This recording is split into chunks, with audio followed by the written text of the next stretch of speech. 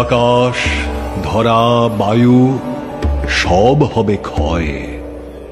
একদিন মহাকালে সব পাবে লয়। সমাধির সুখে আমি থাকিব মগন। কোথা যাবে দেবী তুমি প্রকৃতি তখন?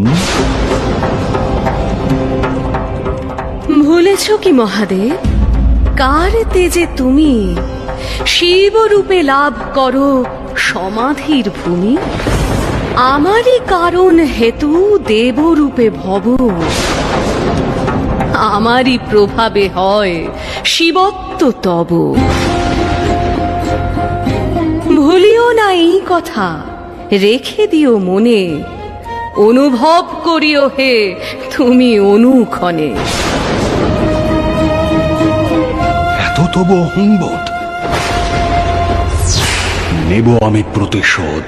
দেখা যাক শক্তি কার বেশি, নারীর লালিত্য না পুরুষের পেশি। এই দেহ ভস্য হতে মোর সৃষ্টি হোক মহাসুর ঘোর।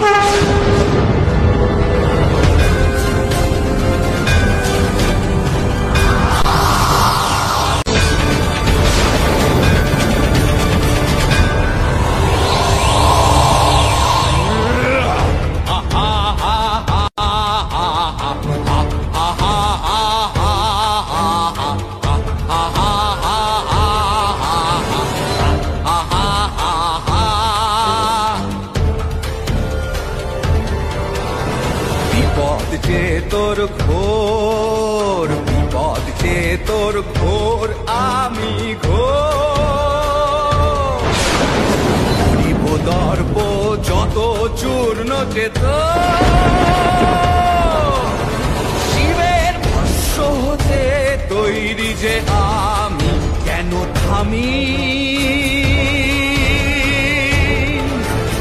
তুই তো অবলা, তোরে কে রক্ষে বল সবল আমি।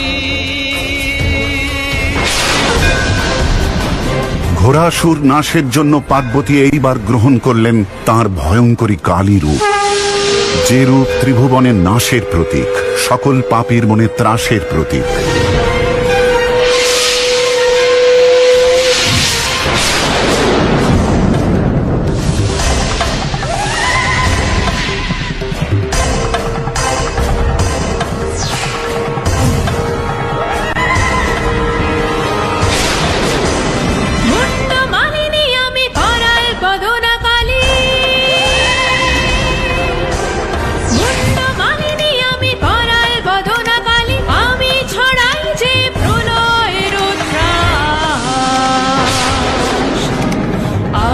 অশুভের সর্বনাশ।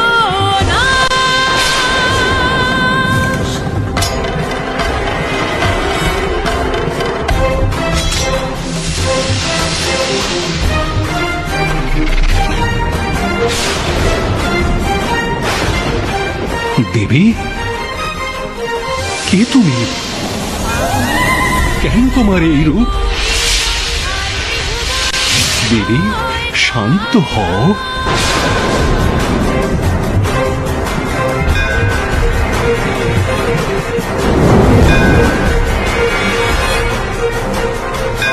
যদিও বা আমি তব স্বামী, আসিয়াছি আমি প্রাণের সঞ্চার লাগি পাদ স্পর্শ চাই। তুমি ছাড়া মম গতি আর কিছু নাই। অসুরবধে উন্মত্ত দেবী দিক বিদিক জ্ঞান শূন্য হয়ে তার দক্ষিণ পদ তুলে দিলেন মহাদেবের বুকে। আর এই মহাভ্রান্তি উপলব্ধি করেই জিহ্বা অগ্রসর করলেন, মরমে মরে গেলেন মা।